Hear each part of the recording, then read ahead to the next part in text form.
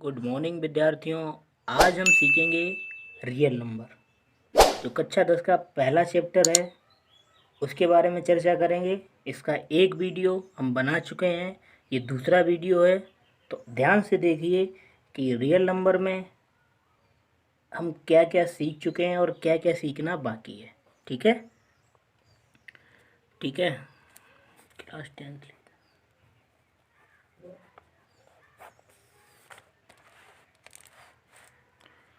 अच्छा, अब देखते हैं रियल नंबर। ये दो प्रकार का होता है। कौन कौन से प्रकार का होता है? एक होता है rational number, rational number.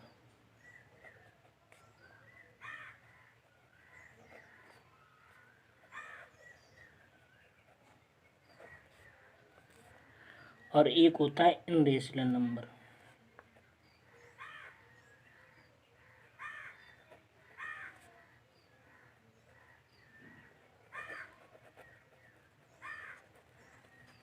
इनरेशनल number, ठीक है। तो इनरेशनल नंबर क्या होते हैं? जैसे 0.010000010000, ये एक इनरेशनल नंबर है। इसी प्रकार जो संख्याएं रूट में होती हैं, √2, √3, √5, √7, ये भी इनरेशनल नंबर होता है। ठीक है। एक्स है जिसके मान बदलते रहते हैं। एक्स का मान कभी एक आ सकता है, दो आ सकता है, तीन आ सकता है, ये भी इंडेक्स नंबर है। ठीक है। चलो, ये बात हम लोग सीख गए। अब हम बात करेंगे रियल नंबर में गुणा सीख चुके हम। रियल नंबर वास्तविक संख्या है, हिंदी में वास्तविक संख्या कहते हैं रियल नंबर को। तो हमने गुणा सीख लिया, जोड़ घटाना सीख लिया, भाग भी सीख लिया। लेकिन भाग का एक नया तरीका सीखेंगे, इसे कहते हैं डिविजिबिलिटी रूल। ठीक है। तो डिविजिबिलिटी रूल क्या होता है भाई, देख लो।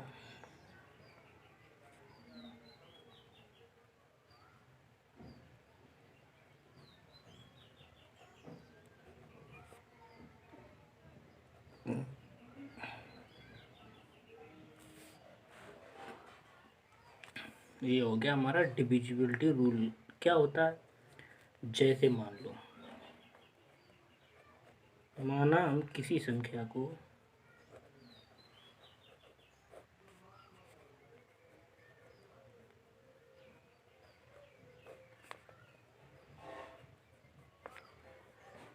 दो से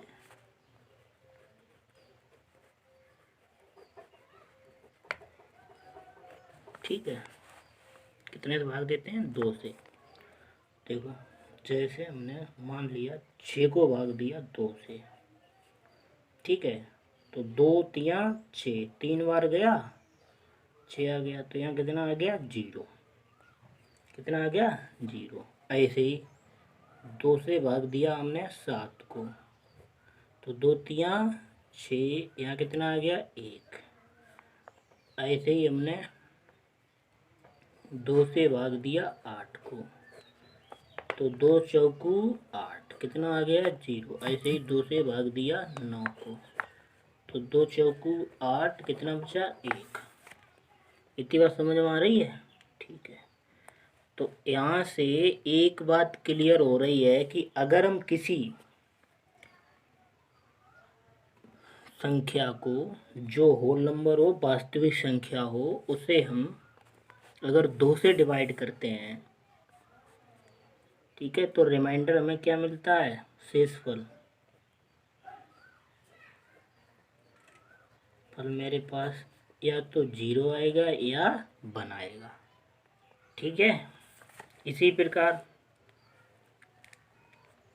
अगर किसी संख्या, कोई भी संख्या हो, चाहे वो 1 अंक की हो, 2 अंक की हो, 3 अंक की हो, 4 अंक की हो, अगर हम 2 से डिवाइड करेंगे तो उसका शेषफल या तो 0 आएगा या 1 आएगा। ठीक है। इसी प्रकार हम किसी संख्या को अगर मान लिया 3 से डिवाइड करते हैं, 3 से डिवाइड किया मैंने, मान लिया पहले, सबसे पहले किया 6 को ही। ठीक है। तो 6 को 3 से डिवाइड किया तो कितना आएगा भाई? 3 दूनी 6, 0 आ गया। फिर 3 से डिवाइड किया हमने 7 को, तो 3 दूनी 6, 1 आ गया। फिर 3 से डिवाइड किया हमने 8 को, तो 3 दूनी 6, यहाँ कितना आ गया 2। ठीक है, समझ में आ रही है बात? चलो अच्छी बात है। फिर ऐसे ही हमने 3 से डिवाइड किया 9 को, तो यहाँ कितना आ गया 9, 3 त्रिका 9, यहाँ 0 आ जाएगा। फिर 3 से डिवाइड किया हमने 10 को, ठीक है, तो 3 त्रिका 9, यहाँ कितना आ गया 1 शेष पर। फिर 3 से डिवाइड किया हमने 11 को, तो 3 त्रिका 9, यहाँ 3, यहाँ 2 आ गया। तो देखो यहाँ हमने जब 6 को किया तो 0 आया था, 7 को किया तो 1 आया, और 8 को किया तो 2 आया। तो देखो 0 1 2, 0 1 2, आगे जब हम डिवाइड करेंगे तब भी क्या आएगा 0 1 और 2 शेषफल। अगर हम किसी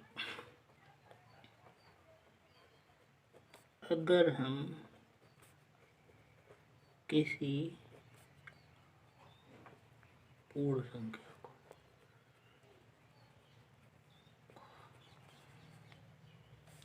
पूर्ण नहीं, वास्तविक संख्या, सॉरी, वास्तविक संख्या को 3 से विभाजित करते हैं, 3 से विभाजित करते हैं तो संभावित शेषफल कितने होंगे भैया हमारे? संभावित शेषफल 0 हो सकता है, 1 हो सकता है और 2 हो सकता है। ठीक है, 0 हो सकता है, 1 हो सकता है और 2 हो सकता है। ऐसे ही अगर हम 4 से, ठीक है, किसी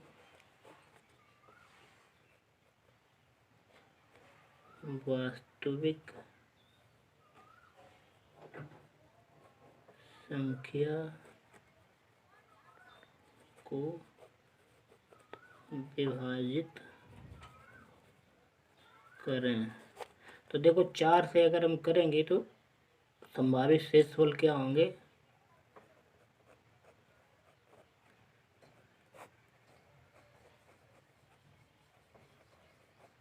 संभावित शेषफल हो जाएंगे भैया 0 हो सकता है, 1 हो सकता है, 2 हो सकता है और 3 हो सकता है। ठीक है,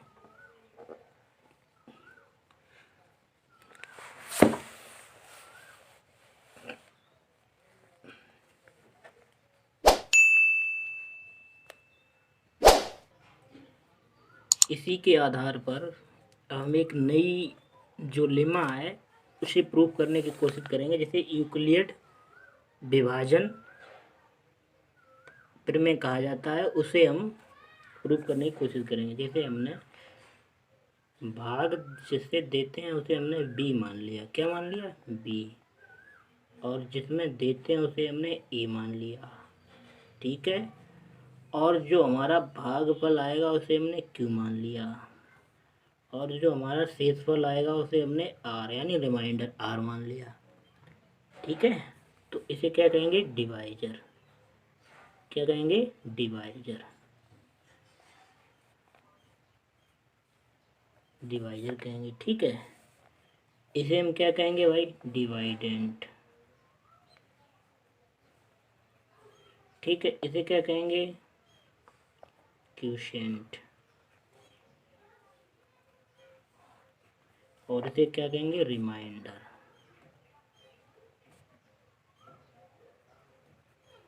ठीक है,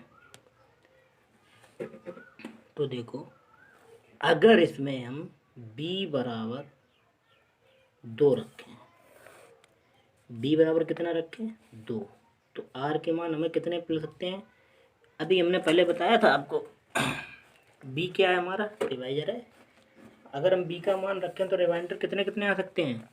या तो 0 आएगा या 1 आएगा। अगर हम b बराबर 3 रखें, कितना रखें? 3, तो r बराबर कितना आएगा? 0 आ सकता है, 1 आ सकता है और 2 आ सकता है। ठीक है, अगर हम b बराबर 4 रखें तो r बराबर कितना आ सकता है? 0, 1, 2, 3 आ सकता है। ठीक है, इसी प्रकार हम b बराबर अगर 5 रखें तो r बराबर कितना आ सकता है? 0, 1, 2, 3 और 4 आ सकता है। ठीक है, अब हम एक एग्जाम्पल के तहत समझते हैं। जैसे हमने 2 से डिवाइड किया 7 को, किसको किया? 7 को। तो 2, 3, 6, यहाँ कितना आया? 1 आ गया। कितना आ गया? 1 आ गया। ठीक है, ये बात समझ में आ रही है? चलो 1 आ गया। अब हमने 2 से ही डिवाइड किया, मान लीजिए 2 से ही डिवाइड किया 8 को, तो 2 चौक 8, तो 0 आ गया। ठीक है, तो ये रिमाइंडर या तो 1 होगा या 2 होगा। अगर हम b बराबर, भाजक हमारा कितना है? b, भाजक यही तो है, जिससे भाग करते हैं वही तो है। 2 है यहाँ भी, 2 यहाँ भी। कितने कितने आ सकते हैं? या तो 0 1 आएगा या तो 0 आएगा। अगर हम b बराबर 2 रखेंगे तो, और b बराबर अगर हम 3 रखेंगे तो 3 रख लो। यहाँ देखो 6, तो 6 करेंगे 3 दूनी 6, 0 आ गया। ठीक है, फिर 3 से ही डिवाइड करो 7 को, तो 3 दूनी 6, 1 आ गया। फिर 3 से ही डिवाइड करो 8 को, 3 दूनी 6, तो 2 आ गया। तो b बराबर अगर हम 3 रखेंगे तो r के मान कितने आएंगे? r के मान आ सकते हैं 0 आ सकता है, 1 आ सकता है, और कितने आ सकते हैं? 2 आ सकते हैं। ठीक है, इसी प्रकार 4 रखेंगे तो 4 आ सकते हैं, 0, 1, तो 3 आ सकता है। 5 रखेंगे तो इतना आ सकता है। लेकिन देखो, अगर हमने 3 रखा, जहाँ b का मान 3 रखा, तो इसमें 3 नहीं आएगा। ठीक है, तो हम इसे ऐसे कर सकते हैं। आगे समझिए कि अगर हमने b बराबर कितना रखा था? 2, तो r बराबर हमारे कितने आए थे? 0 और 1 आए थे। ठीक है, r बराबर कितने आए थे? 0 और 1। तो इससे हम एक चीज़ जानते हैं, अगर a बराबर, a क्या होता है? a बराबर निकालें तो कैसे निकालेंगे भाई? a बराबर b गुणे q और प्लस r। कहने का मतलब, जब हमने ये लिखा था a, और इधर b था, और इधर q था, और यहाँ पे कितना था? r। तो हम क्या करेंगे? a बराबर अगर हमें चाहिए तो b और q का क्या करेंगे? गुणा। ठीक है, और फिर बाद में जोड़ क्या देंगे? r। ठीक, तो इसी प्रकार जैसे हमने एक एग्जाम्पल के तहत आपको बता रहे हैं, जैसे 2 से डिवाइड किया था हमने 6 को, मान के चलो ये हमारा b है, और ये हमारा क्या है? a है। ठीक है, आपको बताते हैं। और ये q है, तो q का मान कितना आएगा? 2, 3, 6, 3 आ गया। तो यहाँ 6 आ गया, रिमाइंडर कितना आया? 0। तो हम 2 का गुणा किस में करेंगे? 3 में। 2 गुणे 3, 2 गुणे 3, और प्लस में कितना कर देंगे? 0। तो कितना आ जाएगा? 6, और 6 क्या है? ए है। 6 क्या है? ए है। ठीक है, इतनी बात समझ में आ गई। तो ये जो होती है a बराबर बी क्यू प्लस आर, यही होती है जो यूक्लिड लेमा है हमारी, यूक्लिड डिवीजन लेमा, वो यही होती है। तो ये चीज़ आपको समझ में आ गई होगी।